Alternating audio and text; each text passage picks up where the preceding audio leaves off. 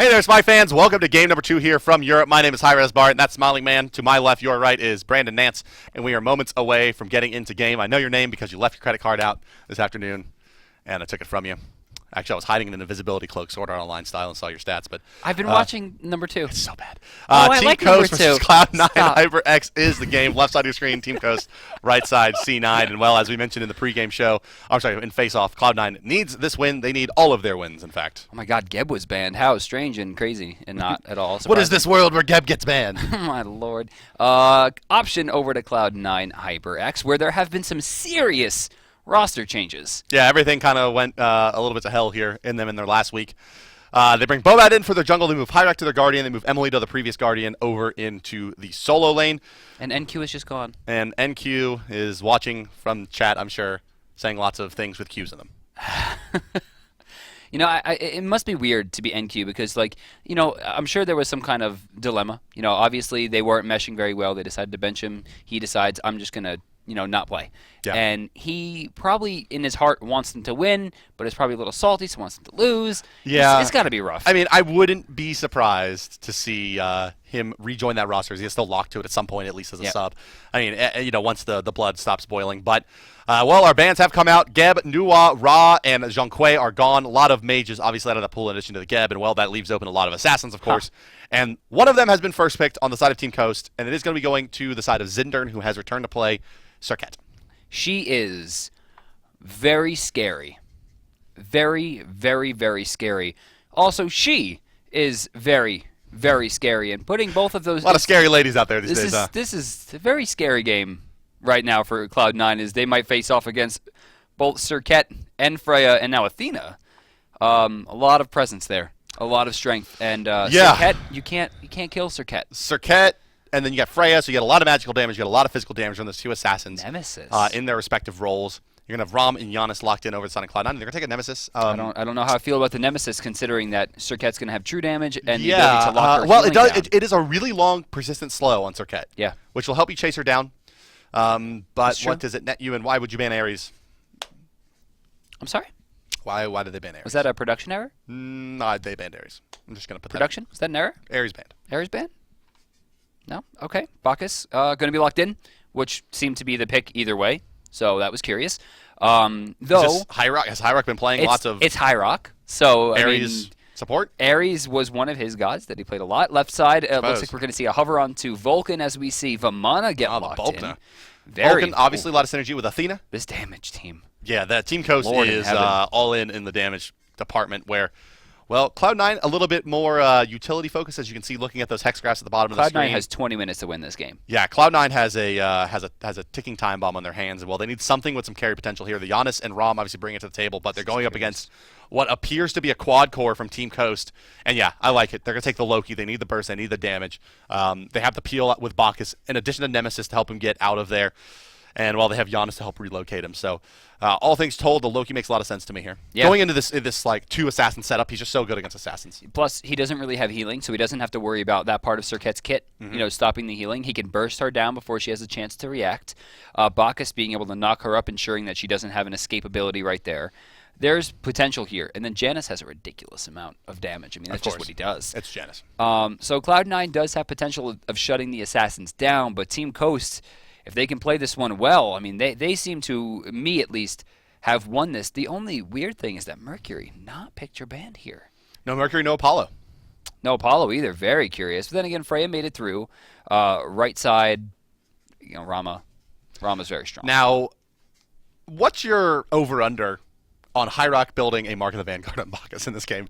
The man loves that item with a disproportionate amount of zeal. I mean, against Athena... I wouldn't. You would be mitigating 5 damage off her every time she throws out a ranged attack with her passive. Oh, thank God. You would mitigate a lot of damage when you're belly flopping and burping because you'll have a lot of minion aggro. Okay. Potentially frees up opportunities to use your hog on back XP camps instead of in the lane early to get that lane advantage, even if they use theirs.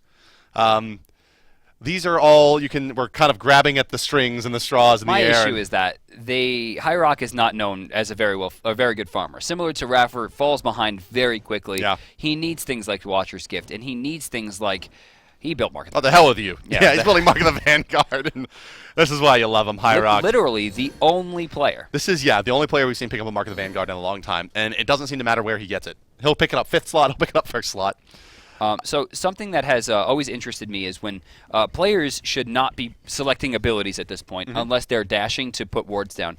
Already, Freya has opted into Pulse. Now, obviously, this isn't something that Cloud9 knows. If they were to see that Freya doesn't have the banish, they could rush her down. They could, right. Yeah, I mean, she has no way to get out of that. You're absolutely right. I mean, you should be looking to hold that a little bit longer before moving into at least a place where you could potentially get ganked and need it. Looking at the early builds coming out, obviously we touched on the Mark of the Vanguard. Loki's going to have the Rush Heartseeker going against Vamana, who has rushed into the Smithy's Hammer on his way to Runeforged. What is happening here? Why aren't they killing her? Why did they just go up and like kind of wanted to show their sweet emotes? That was like an Oh no, it was a high five because Bobat was once on Coast. Oh, okay. I thought they were like doing Eskimo kisses. Yeah, I think they were just saying what's up, real recognize real, that whole thing. Oh, all right. Butterfly kisses could have been the same thing. They're basically the same. Mr. Nance, what will we do with you? How do you know my name? Incredible. Left side, it looks like they're going to go for the normal route here as the camp spawn. 3-man blue on top. Not something we haven't seen before, but definitely still curious. Throws off the timers for the left side, kind of messing with the support a little bit if they don't have the ward actually able to see the center of the camp. Whether it can or can't, I can't really tell. It might not be able to. Either way, it looks like they'll be able to put that one down. Optics will go to lane at level 2, and Youngbei will actually be slightly behind Shaggy Shank here. Well, let's check in with our duo lane. As you can see, it is Shaggy Shank and Emilzy, who is actually playing in that support role for Coast. No Princess Tomato today, so Emilzy. Where is Miss Tomato? Is the manager and kind of coach for the team. Right. Generally, I would say one of the better ones, in fact. Yes. Up there with Zimp. Yeah, very active, very involved with the team. Well, we'll see if he has had as much success as Zimp has moving out of that coach role into the support fill-in role. I think best sub ever still goes to Snoopy. My man could literally play every role at top level. It was incredible, and now is considered, one of the best hunters in the world, if not the best, with that win ratio. Like, what an incredible player. Yeah. Well, you can't look at that in a vacuum. A lot of that has to do with the pressure that Guards is putting out on their map, and it gives them a lot of 1v1 opportunities where Snoopy does in fact excel. Oh, Ninja Bobat taking some serious hurt as he gets hit by both levels of the boy hi-rez. Oh, what's he doing? He's going for back XP camps, but he could be in some trouble as they've spotted this out Belly easy. flop Hand of the Gods and then just run to the other side of the map real quick.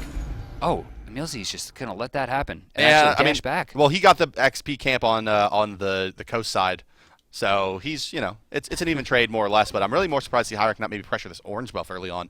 Yeah. Force Vulcan out of the lane, not even necessarily pick it up, but just force him to think about it.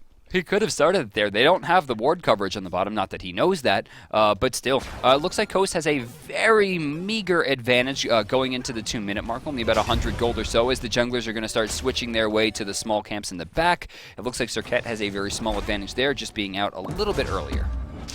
Yeah, well, we have a much more standard opening of the game. The mid laner is currently topping the net worth chart. Oh, Janice ulting over through space and time has been used. Youngbei finding an early kill. Looks like Optics did help out there just a little bit. First blood goes to Cloud9. Yeah, important. They kill Freya. They keep Freya down. She does have that snowball potential. It's going to give the extra farm to Rom, which is an excellent member of the team to get additional farm onto. It will speed up that Devourer's Gloves. And, well, now they're really looking for this kind of timing where Dev's Gloves and maybe Boots 2 are done for Youngbei, and Freya's still looking for that Fatalis to get finished up. Right. And that's a big power spike opportunity for Team Cloud9 HyperX to push into Coast. In fact, taking a look at Youngbei, he's actually only about... Oh, Zinder's over the wall here. Optics in a lot of trouble. There's the ultimate coming out. There. Oh, he pushed him in the wrong direction. Zinder with a big misplay there. He's going to pay with it for his life, most likely. Bobat should be able to chase it down, but a speed buff. Meatball, or what is he going to do? Hit him, and he hit him. Well played, Perfect. Carino. The Rom ultimate coming out as well. One more shot needed onto Zinder. Gonna miss Zinder, dashing away, and Cloud9 fails to capitalize on a Zinder misplay there. Could have been an easy kill, pushing him back into that Vulcan ultimate, but it ends up giving them the equalizer nonetheless. One of the reasons I'm saying Serket's too strong is even when she misplays, it's impossible to kill her. Look at how much ground she covered in a short amount of time. As the left camps start to blink, right camps will immediately go to Coast. Coast also has a line here, but it looks like Hand of the Gods will clean that up. A little bit too late on the taunt. Emilzy's going to be able to force that one out. Variety has strangely rotated over. If they don't find something here, it could be a lot of trouble. Now, I'm not sure they can continue in. They're going to get flanked real bad by Optics, so they try to push forward much more. And, well, Variety with that Runeforged Hammer only has the HP Raw to his name to help deal with that magical damage. In the meantime, however, he has left Loki and Emilito all alone here in the solo lane. With an entire wave loss, as you mentioned there, he's going to be able to pull that next wave back, and that's going to give him even more lane positioning. He'll be able to shove this lane in the tower and force him on to lose at least a little gold off of this second wave now that he's missing coming back to the lane. Mid lane, Serket putting some pressure out onto Optics, but he's portaling away. That spell now on cooldown. Optics actually in a weird spot here. Not sure if he's going to go. He wants to make a play on Carino. I thought he was going to maybe try to use the portal first. It was on cooldown there, and just kind of went for it. Using it again to go back into the lane, and that's going to be all she wrote for that attempt at least. As Vulcan, well, he's not back just yet. He's going to help Zinder and clean up this XP camp and continue pulling himself ever so slightly back towards where Giannis is sitting, where he's leading all farmers overall. A curious I think skill build coming out from HyperX has opted into 2 levels of Belly Flop, 2 levels of Belch, and a level into Intoxicate. Not quite point saving and not quite going for all of his abilities, something we normally don't see on almost any god. Maybe Hell being one of the very few that kind of just goes into almost 2 abilities. But at the same time, will he have that kind of control without Chug? Will he get it at level 6 as HyperX Carino in some trouble. There's an ultimate coming out through space and time as well. They're going to dive the tower. Easy kill for Bobat out of the jungle, showing us his coast form here. Looking quite strong so far, at least, getting that early kill into the mid laner. Granted, he did miss an opportunity on the Serket there, but should be okay. He's going to have a nice angle on the left side here as well, where the knockup is going to hit Emilzy. Shaggy Shank is going to banish out Bobat, so no slow's coming out, but the dash comes forwards. Emilzy now going to get slowed out. Young Bay going to try to put the damage out. Astral Arrow activated. The taunt coming through as well. Easy kill secured onto Emilzy. A second one for Bobat in just as many minutes.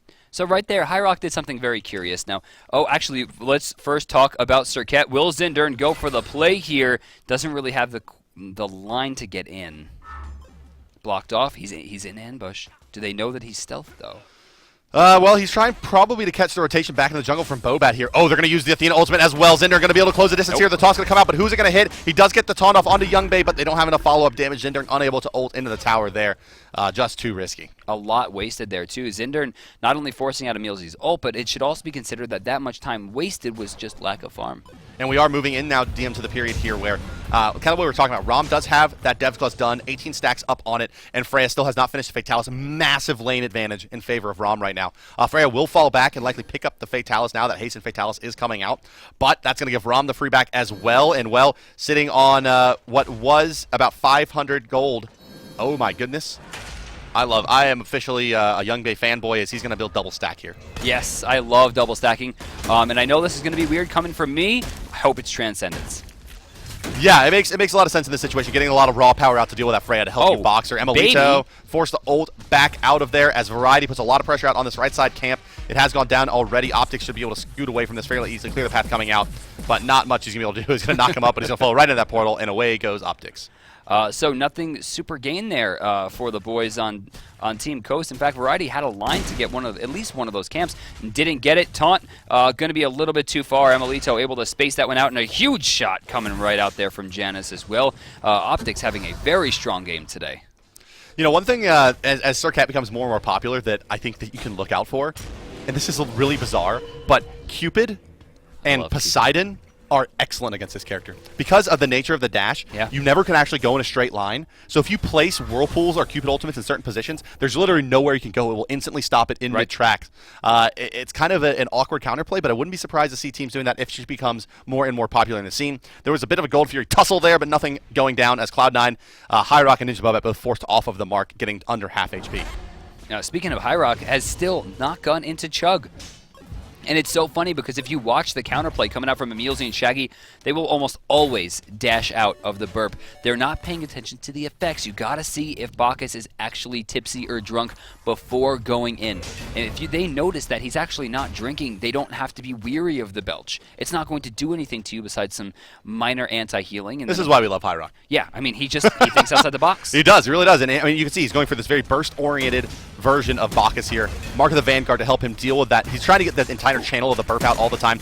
Coast in the meantime, however, is sneaking a Gold Fury here. HyperX does have an opportunity to respond, but he's going to be too low. Portal comes out from Giannis. A lot of damage coming out onto Emilzy, but no follow-up. Without that burp stun, HyperX cannot continue on in. No Chug available, as you mentioned. And well, he's only level 7 now, and pulling ahead to level 8 is going to be the Athena on the back of that Gold Fury. And well, this kind of all-in style of burst to Bacchus without the additional utility from that stun, I think relies a little bit at least on being a few levels ahead. That's true. That's true. I'm looking at the difference now. The goal difference has been completely normalized. In fact, now in favor of Team Coast by 500. Experience difference only 400 in favor of Cloud9. So for all intents and purposes, man, we're in an even game here. Yeah, back to square, although it is 3 kills to 1 in favor of Cloud9 through the early stages of the game. Those kills notably coming on the back of the Nemesis here. Ninja Bobat sitting at level 10, but Cirquet by Zindern with his 1 kill keeping pace. You know, that's funny. It feels like ranked where you get this guy in your team and he doesn't do very well. So the next game he's on the enemy team and he's 2-0. Ninja Bobat saying, like, I cannot lose here. They benched me for Zindu. I cannot lose here. Yeah. I mean, there's a little. I think there's a little salt on the line here. I mean, you know, you saw the respect, the touch of the ice, almost, if you will, in the beginning to their fallen teammate. But I mean, he's got to be playing his heart out. And we've talked about this so many times throughout the SPL. His name was a name that just exploded out of the scene, out of nowhere. This guy came out and was just incredible. Same thing for Shaggy Shank, who is now in this league not doing so well. First shot gonna hit, slow. Second shot gonna hit. Third shot gonna hit. Young Bay gonna take that one down. And Emilzy actually used the ultimate there, but she landed back in the base. No mobility, which means an entire wave going to be lost there to the tower. Melito's hunting Zindern. I don't think he's going to be able to close the distance here, though. Oh, he's going real deep. Earthshaker over the top. No damage coming out. Deep as Bobat. Here comes Emelito. It's perfect bait. He's dead to rights. Easy peasy. Emelito likely to die here as well. He's going to try to put with damage cams on Emilzy, but down he does go indeed. And in fact, Emelito making a very awkward path over here.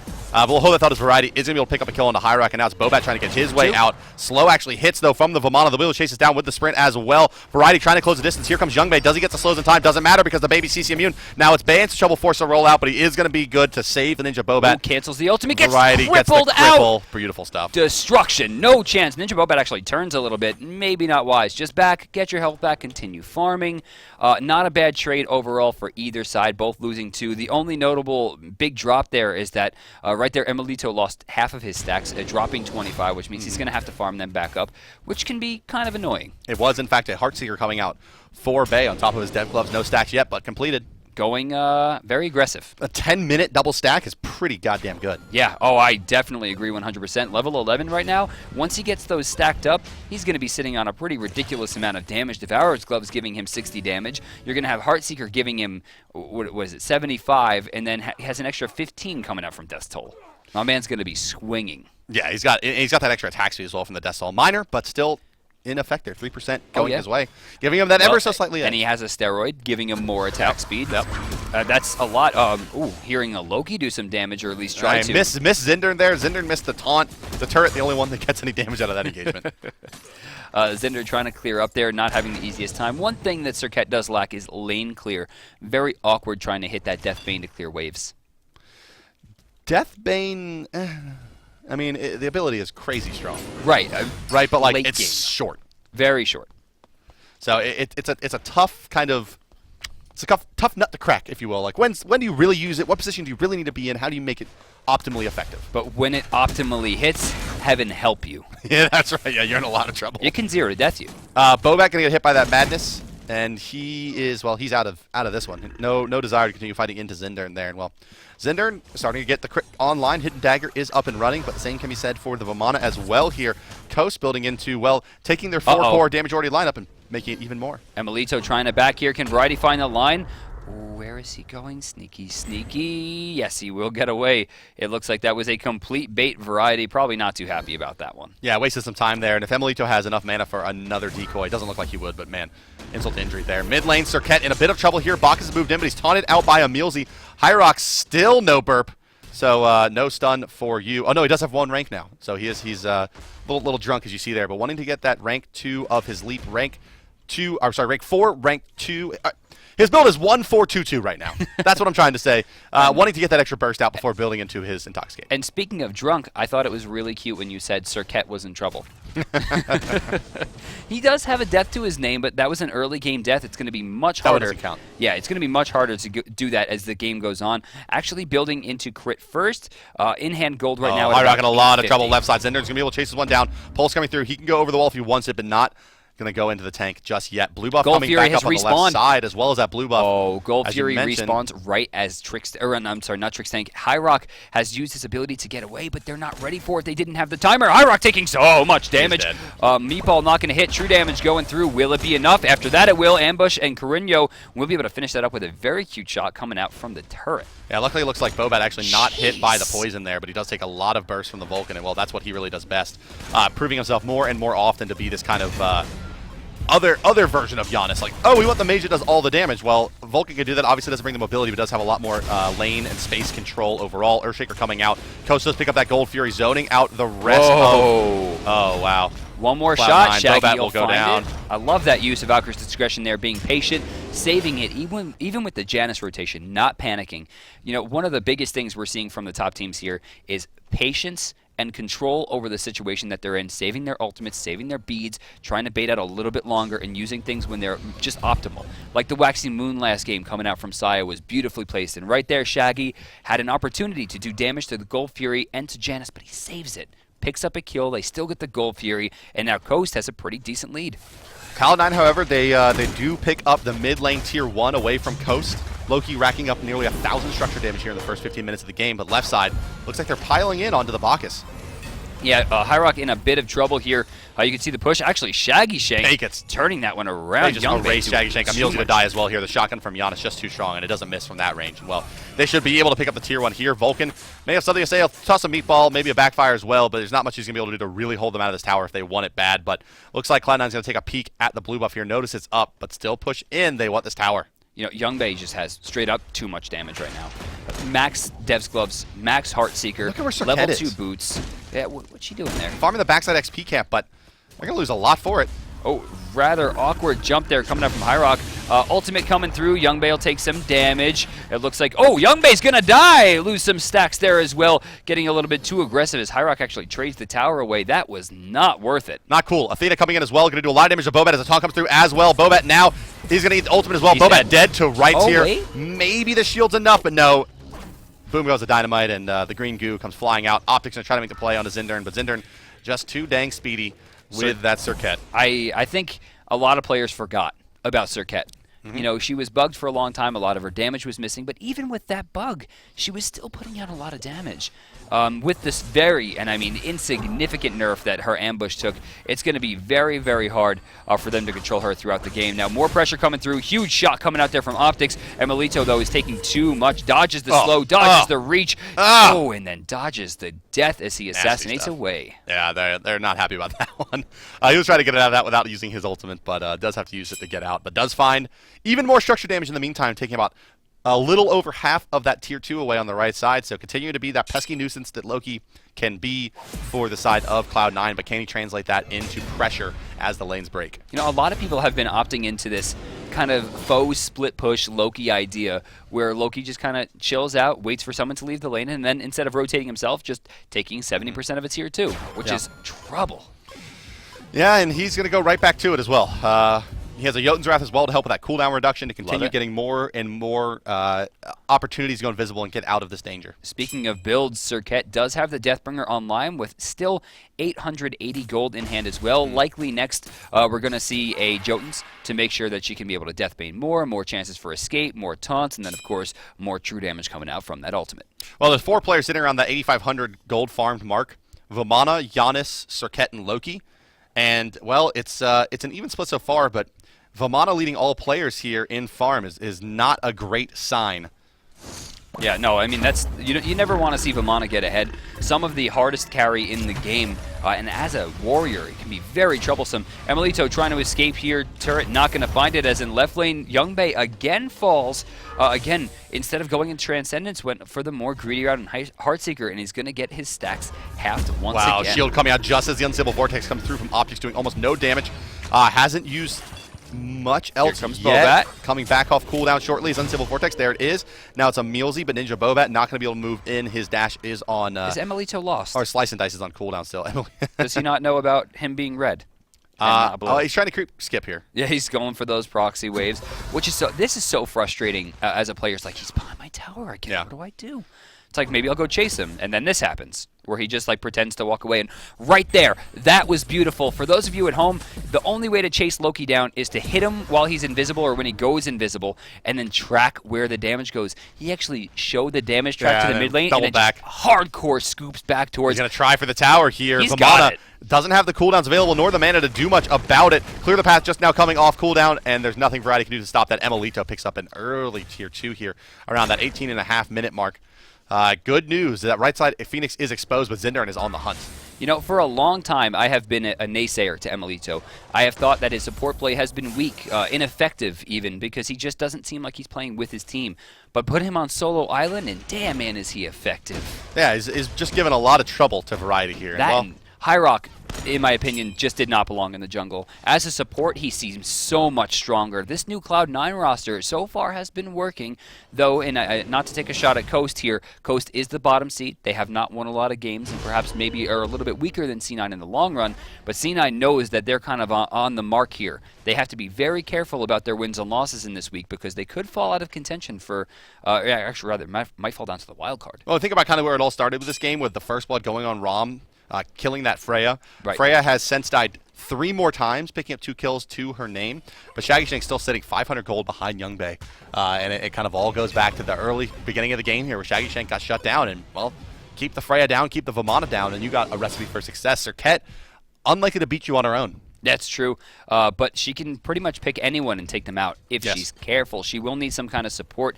My issue here is that Loki has started to peer away from the pack at 426 gold a minute, now up to 432, about 30 gold higher than 10,000 net worth. Yeah, almost extremely high. I mean, plain and simple, has 400 to 1,000 gold on almost anyone in the game. Yeah. He's about 400 gold ahead of his own Giannis. And about level 18? 500 gold ahead of the Vamana being the next highest farm on Coast. So Loki looking pretty good, but this game is feeling like it's going to go pretty late right now. Split push Loki fully dedicated to pressuring this Phoenix this long generally means there's not Cloud9's not looking for objective play at this stage. It means they want to keep farming. And Coast is going to be perfectly happy to go for that with a quad-core lineup of their own. Look at this guy. Emilito going in, and a great read from Carino is going to stop his advance. Emilito trying to get away here. Decoy not going to stop it. He's going to double back, maybe looking for the assassinate. The double back. Hit him with the real stuff. Benny Hill music on deck. Well, there was a Gold Fury skirmish going down in which Serket does find out the Nemesis. Down he goes. Emilito finally does get caught out by Coast, playing a little bit too ballsy there. And, well, Coast now can make a play into the Gold Fury where they have all 5 members of their team up. Nemesis and Loki both going to be down for at least another 20 seconds. Should be free here, but HyperX has an opportunity. Now, confidence is a hell of a drug.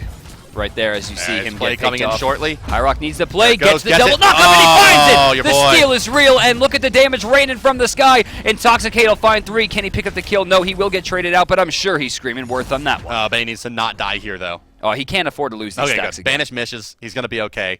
But a big steal coming out from HyperX there, slowing down the farm of Coast, keeping Cloud9 in the lead, giving them a 2,200 gold advantage on top of their, negligible 1,000 XP advantage at this stage.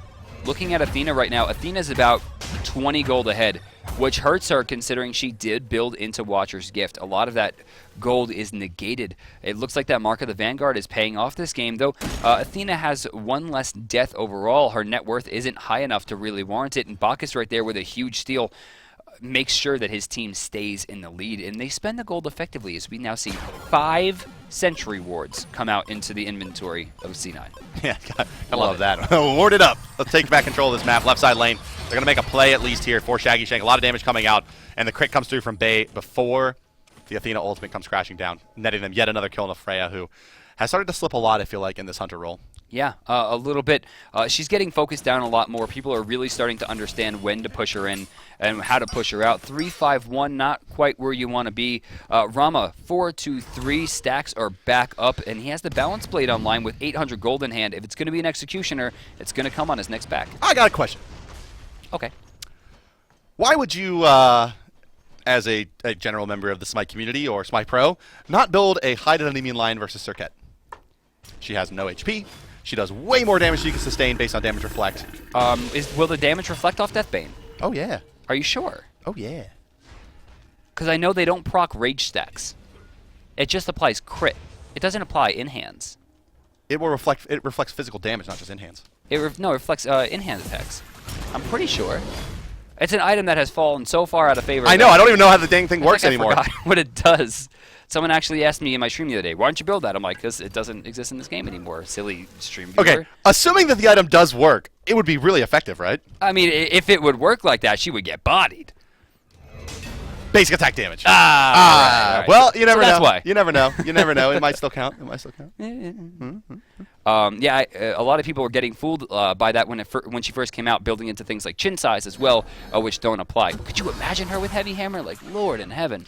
Fun story. The patch that Circuit was put into the game right before that patch is when we added the true damage on Bumba's mask as well. Right. Originally, that item actually applied the 10 true damage from ability hits as well. Oh. So you would just take Guan Yu into the jungle or Circuit and be like, well, here's a quick 140 true damage for you. Well, your abilities do 10% extra damage. Now they do. Yeah. Before it was, it procced that added 10. So he was hitting it for 300 damage in 3 seconds. Yeah. Plus his damage, Yeah, which was yeah. 150 at level 1. So he had Hand of the Gods. Oh, we have the assassin fight here. Oh, and Emilito. Oh, he actually turns it around. Zinder taking a No lot. way, no way! Trades it out. What a fight. Ooh, man. You know, that's the power of both of those assassins. Yeah. They have the ability to just kill people. And that's the weakness of Circuit. Right. Right? That, like, I did all the things, and now it's going to take about 3 seconds for you to finish dying to my dots, and, well, notably he's picked up a Malice as well here. Oh, Haven't seen this Variety item in a gets while. weakened out. He is not going to be healing for 5 of those 6 seconds. Did not take any damage there. Actually didn't heal at all. I think he canceled that because he's going to back. Man. Curious? Oh, Circuit has not gone into Jotun. She went into Malice. Yeah, that's what I'm saying. Yeah, bought a Malice. Whoa. More dots. Yeah, I guess so. What happens when she needs to stop dots? Stop the dots. Can't stop the dots. Now actually going into Cloak as well, more than likely going to be a Magi's Blessing. Veering completely away from cooldown reduction. Zinder looking to just pretty much go all in here, comparatively to Bobat, who has kind of built a more sustainable build with Jotun's Wrath into Executioner. Notably, now Curse Blade, now Witchblade coming out, no chins. I love this build from Emilito, right? It's like, I'm going to split push. That's 4 right. slot Titan's Bane.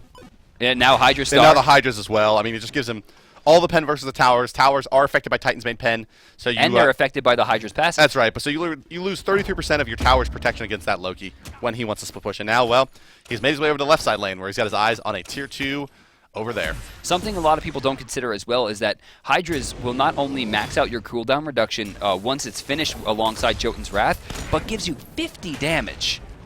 That's a lot of damage. Not a bad item. It's really not. It's a good amount of flat. I mean, one of the higher contributing in the game. In fact, one of the highest. I mean, Transcendence, Heartseeker, Shifter Shield are the only things Yeah, that give Shifter you Shield, more. the only one that's not stacking that does contribute more power. Right. 60 flat until you get below 50%. A lot of damage coming out in that item. I think very still underrated. Yeah, Shifter Shield, not going to be a horrible item for Loki to pick up either. I mean, obviously, it doesn't have tremendous synergy. He's not surviving a lot of fights. He's under 50% health, but it does give a lot of flat damage. Ooh, Zinder kind of looking there. Gold Fury has come up, and still no fights at the Fire Giant. 26 minutes in. Well, I mean, you have the steal, and once you get one good one stolen away from you, and you realize how powerful Bacchus is, you know, you get a little bit less keen to start those up in traffic. Yep. Zinder rotating in. Will he find Emilito? Shaggy Shank, ooh, just barely going to miss it. He actually almost hit. Oh, Zinder's going to go for it. Found the Cobra's Kiss. Deathbane going to do some damage. Banish going to miss. Shaggy. Wow, so close. That was kind of thrown half into the wall there. That looked like one of those 180 no-scopes I hear all about. Try to just kind of throw that one out there. It didn't quite work. I want to point out here as well that 3 minutes spent dead so far on the side of Freya for Shaggy Shank. Really? A lot of deaths. 5 deaths, 3 minutes dead. I love these new charts. Where's that one? Time spent dead, 180 seconds flat. It's a lot of time not farming. Also, Ward's place 18 for Athena, 12 for Bacchus. So, infinitely better than 180 seconds spent dead. No deaths on Vamana. Variety with a rare moment, a rare game of clarity where he has not died. Usually we're calling that out a lot. Where's the dropship? They going for the Phoenix Rush. Cloud9's making plays here, baby. They got the wave pushed up, and this is the danger of the Loki. Decoy is there. Back has gone Variety. The Athena ultimate coming out. They're going to try to hold this, and it looks like it's going to be good. Earthshaker clearing out the minions. High-Rock pushback. Big overextension from Cloud9 has been spotted out by Koz, and Koz is resurging. Emilito does kill Zinder. Up in the air goes Youngbei, but Variety's wrecked this fight so far. High-Rock with the big intoxicate as well. Just appeal for his team. They want to re-engage, but they just can't find it. Youngbei going to try to make it out of this one alive. And he's going to... Emilito low as well. They're both so low. Oh Jumpmate my finds God. the kill. They turn it around. A very cheeky play coming out, but it still pays off dividends for Cloud9, forcing Coast into a complete state of panic as they go for that Phoenix. Now 4,000 gold ahead. C9 with a beautiful rotation, really abusing their comp there. Very smart. Yeah, they held the net worth advantage. They have big team fight items coming online, that Witchblade notably coming out in this fight as well as a Rada Tahuti for Giannis. And so they just said, look, we have to force Coast to fight. We're going to win it. And indeed they did. Yeah, they did in spades. Actually, a lot of them getting most of their health back as well as they backed. Rotating now to the Gold Fury. Remember, Emilzy does not have his ultimate Carino at the red buff here. They're going to run for it. There goes the Threshold, and it looks like they're going to get started. They're going to go ahead and start out this Fire Giant. Not a full commitment yet. There we go. Now all 5 players going in there. Emilito and Ninja Bobat tasked with clearing. Emilito, not sure about the Loki going out far ahead. Granted, he'll put some nice damage on the Shaggy Shank, but awkward. ultimate forced out. Now going through a very awkward portal situation as well with Optics. Fire Giant starting Shaggy's to get low. dead. Coast does pick it up. Actually, Emilzy steals that one away from Hyrock. What's good for the Geese is good for the Gander. Down goes the support there. Optics going to try to make a play on Carino, but it's Aegis out. Now wrapping around is Emilito as well. Optics makes his way through, but Bay gets that kill for a double kill now, and Emilito still deep in the enemy jungle, trying to get spotted out by Variety. Not going to hit is the Armored Umbrella, and Emilito continues. He's not to spotted. just... They don't know where he is. They have no idea. Emilito cannot walk through that Phoenix.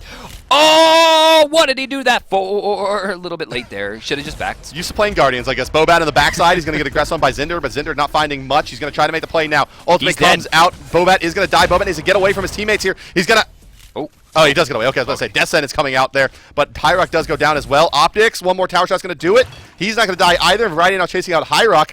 He's picking a lot of kills for his team, while the rest of them are dead. Variety pressuring out all of Cloud9 away from any additional objectives. Hyrox has one spell here. He's body blocking to get over the wall. He can, and he will.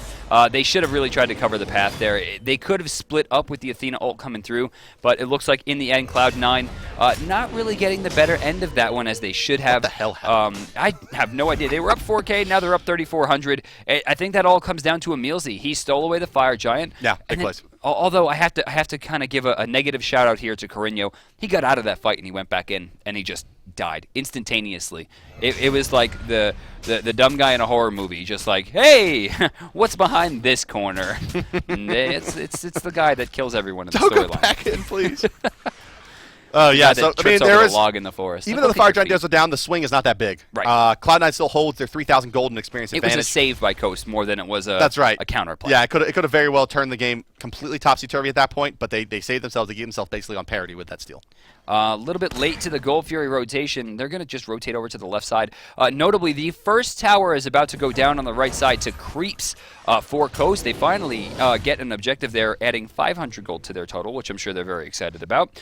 Bringing up their net worth now, still about 2,300 behind C9. Now remember, guys, Coast is out of this. They are going to wildcard no matter what. At this point, it's all up to C9 to make sure they stay in this. They can fall down to SK, and if Cloud9 loses this, it puts them in contention for wildcard. Yeah, this is a big win for them, and Coast, as you mentioned, they just are looking to improve their seeding going into Challengers. If they can find a way to sneak ahead of SK, which actually is probably impossible at this point. Never mind, I think no, that it is impossible. It is impossible. They're locked into that last seed overall, but just playing a hell of a game right now against Cloud9. Really, if Coast were to win all 3 games, it would tie them. Except for the fact that SK and Cloud9 have to play each other, which means one of them eventually wins, takes the 4th seed. Right, guarantee. and they all win the head-to-head versus Coast in the case of it somehow becoming a tie. They have those wins. Bobat does eat. Man, that little late on Vulcan that shield. damage. Little Jeez, late on the please. shield. Crazy stuff. Oh, jumping away. That should be a free Gold Fury. They should have started this already. I'm going to have a panic attack. There it goes. All right. Looks 10 like more seconds for the lead coming out for Hyrock. They got to clear it in time. Can they do it? They spent way too much time looking at each other, and they're going to be deterred here. Belly flop back the fact up. They had the control. Yeah, the belly flop's back up now. Hyrock going to take some damage. Look at the control going through, giving him a portal, allowing him to get out of their Optics. Again, that's a name I'm calling out a lot, but no kills to his name. Actually, 11 assists. Bad day to have Optics on your fantasy team. Yeah, right? Fire Giant started up again now by Coast, and there's not going to be a response from Cloud9. They just can't make it over here. Coast finding a free one. Cloud9, Youngbay kind of like, oh, right. Oh, no. As he pokes his head in there. They're going to counter ward out there, but they can't do much more. In the meantime, once again, shoving the right side lane all the way up is Emilito. Although I'd really like to see this on the left side of the map, perhaps, away from the Fire Giant and make a little more room on the map for his team. Speaking of Fire Giant, it's going to be up in 1 minute, 5 seconds, which means we're going to start seeing rotations come back over to that side. Yeah, I mean, and this is really where I'm looking for the Loki to go left side. You see, like, he should have recalled, I think, like, right here, because there's the mass recall on the left side, knowing Fire Giant's coming back up. No, it's actually the Circuit fight in the jungle here. Zindern is going to go down. Emilito, this poison, not going to kill him, and smart stuff there, using the Vanish to negate a percentage of that damage. Didn't get those crits. Yeah, one of the really underrated parts of Loki, I think, is the damage mitigation flat on his Vanish. Yeah, absolutely. That and, immunity to slows never hurt anybody. No, definitely not a bad thing.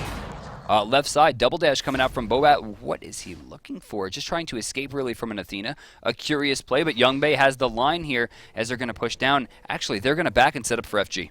Starting to rear his ugly head here now is the Rom. Youngbei starting to get up to the top of that net worth chart. 15,700 gold farm just behind the Loki at 16.5K, and about 800 gold ahead of the Vamana, and still 1,000 gold plus ahead of the Freya. So Shaggy Shank continues to struggle even at level 20. Speaking of level 20, everyone has actually hit in at the 34-minute mark, except for the two supports at level 18. We're going to see a fight here. Variety in a lot of trouble. Gets blown up completely.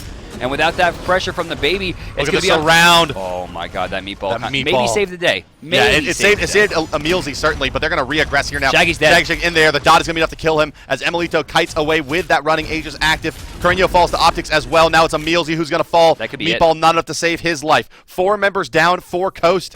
Will he make the last play? I don't know if he has the ability here. He has a lot of health, almost full mana, and there's a lot of damage being done. They don't. And he's going to go farm backside XP. Yeah, I guess he's just going to give this one up. Yeah, even though he could have likely picked up a kill here on Emilito, you can see him quite low.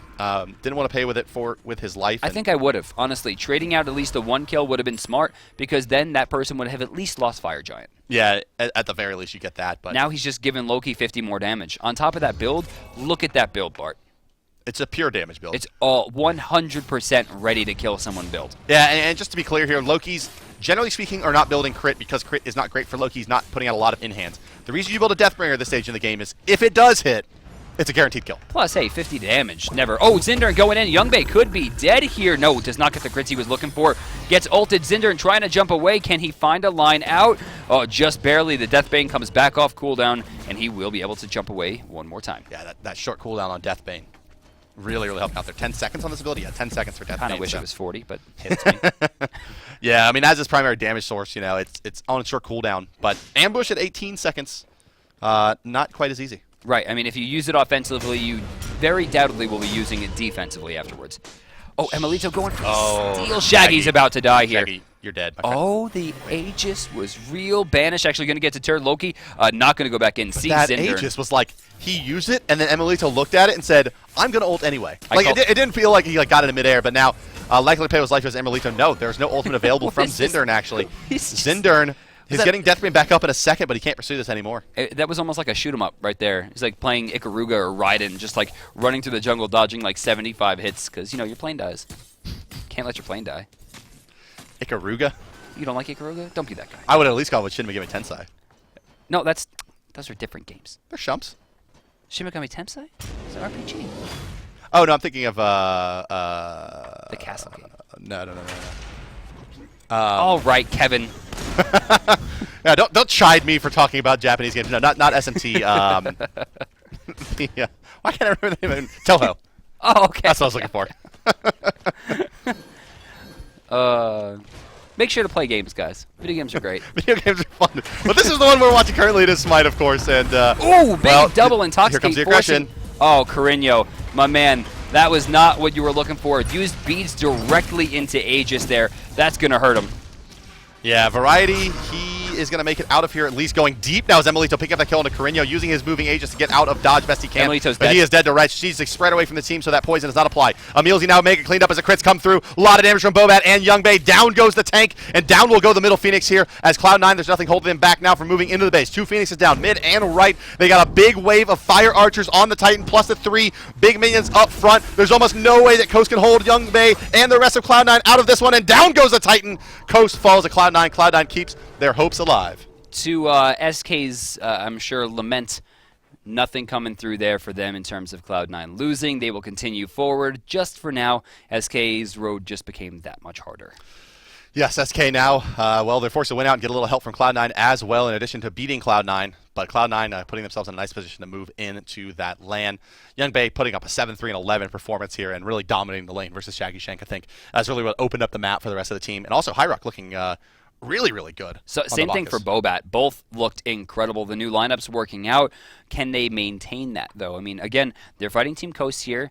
It should be noted that Team Coast is the bottom seed, have had notably the weakest fight going forward. I mean, when Cloud9 eventually fights teams like Mortality, will this kind of domination change? And Emilito in that solo lane role looking pretty good on the Loki. And, oh, yeah. Well, some of the most shenanigans-style Loki play we've seen to date, like full dedication to split push and a lot of kiting, and, well, also a really hair trigger on this ultimate. Look at this. The minute that he sees Variety step a little bit too far forward, the ultimate comes out right away, and look at the burst come through from the rest of the team. HyperX and Emilito just on the same page here. Boom. Here comes the stun. Here comes the Bacchus ultimate as well after the belly flop, and melting down Variety with a lot of HP to his name as well in that Vermont at this stage in the game.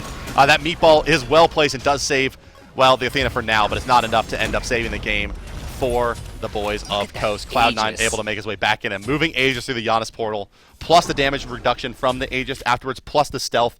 You can't do much to him. It was just, we were saying his name a lot. I mean, what a great, this is one of the reasons that we see Loki banned so much, is because when he gets started, like you said, doing these stupid Loki shenanigans, vanishing in out of fights, baiting people forever, it becomes almost impossible to stop. Yeah, it does. You know, not really ever seeing like he was really, really potent in this fight, unless he was fighting Circuit, where he did a lot of damage. Yep. Just a big pain in the tushy. Yeah, forcing split pushes, forcing rotations, allowing his team to utilize their kits more effectively. And that dropship attempts, man. Like, what a great I love it. I love the call. Just from a it was entertaining perspective. Granted, they didn't get anything out of it. We can do this. They won a really bizarre extended fight where the Vamana way over aggressed, but ultimately maybe not the greatest call. Well, that's going to do it for day one of the final week for the European side of things. Tonight we'll be checking in with North America. Yeah, over on the North American scene tonight, you are going to have Snipe Dig, game of the day coming up in the North American time slot. Big game. Yeah, Dignitas needs the win, and Snipe, it's a must-win game for Snipe to have any hope of moving their seed up. And after that is going to be Cog versus Chunks in a game that Cognitive also has to win to move up and secure that second seed position. But against a team that certainly struggled so far in the Chunks. But they looked pretty good when they picked a legitimate roster in the last game. Yeah, right? God forbid. One thing to note here is that Cog really is just rooting against Dignitas at this point. They want Dig to be on the side of Cog Red, guaranteed. Not only making their bracket maybe a little bit easier, but Cog Red has had notably a much better time against Dignitas lately, aside from the pause. Well, that's going to do it for us here from the Smite Pro League in Atlanta. That was the European edition. North America coming up at 8:30 p.m. Eastern Native Time. Until then, you'll have Kelly streaming for you. Don't go anywhere, guys. A lot more great Smite content here on the Smite Game channel. We love you, and we'll see you later tonight. And for the rest of the week, that does it for us for right now, though. Till next time.